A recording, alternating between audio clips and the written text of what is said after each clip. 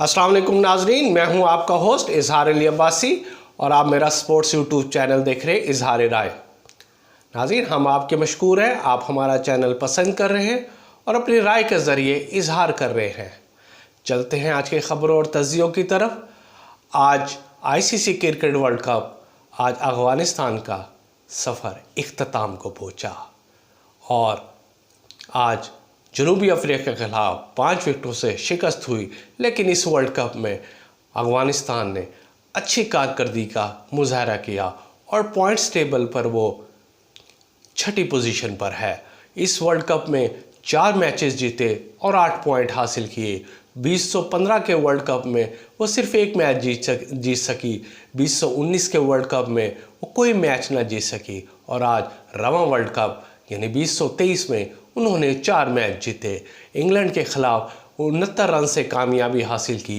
पाकिस्तान के खिलाफ 8 विकेटों से हासिल की। श्रीलंका और नीदरलैंड के खिलाफ 7-7 विकेटों से कामयाबी हासिल की। क्रिकेट शायकीन के अपनी परफॉर्मेंस की वजह से क्रिकेट शायकीन को उन्होंने हैरान कर दिया। आज अगर जनूबी अफ्रीका सेमीफाइनल में ऑस्ट्रेलिया के खिलाफ खेलेगा।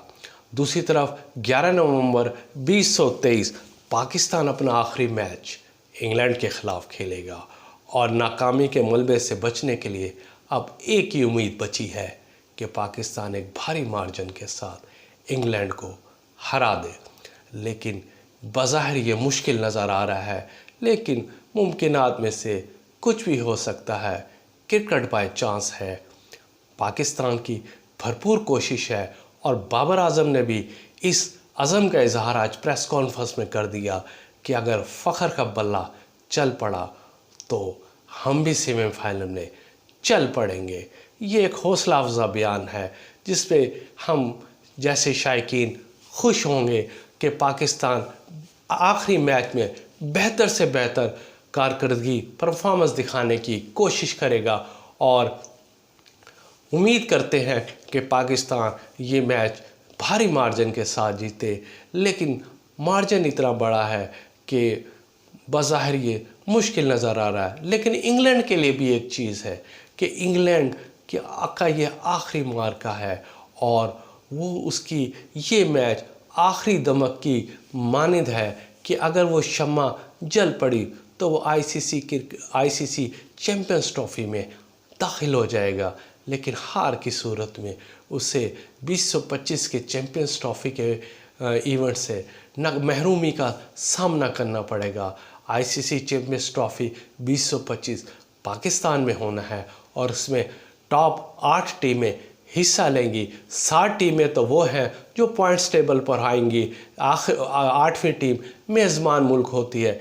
इस तरह इंग्लैंड को चैम्पियंस ट्रॉफ़ी के लिए अपनी 7वीं पोजीशन बरकरार रखनी पड़ेगी। आज बाबर आजम ने प्रेस कॉन्फ्रेंस में ये कहा कि हमें हर सूरत मैच जीतना है और ये हम करके रहेंगे। फ़ख्र ज़मान 20 से 30 ओवर तक ठहर गया तो फिर बाजी यकदम पलट जाएगी, समा बदल जाएगा, तज्ज़िया निगारों के तज्ज़िये ख़त्म हो जाएंगे और पाकिस्तान सेमीफाइनल में पहुंच जाएगा।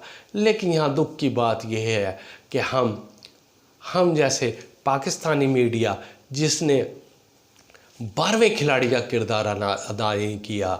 स्पोर्ट्स जर्नलिज़म में, ऑस्ट्रेलियन और इंग्लिश स्पोर्ट्स जर्नलिज़म में ये होता है कि टीम में 11 खिलाड़ी मौजूद होते हैं और 12वां खिलाड़ी उनका मीडिया होता है।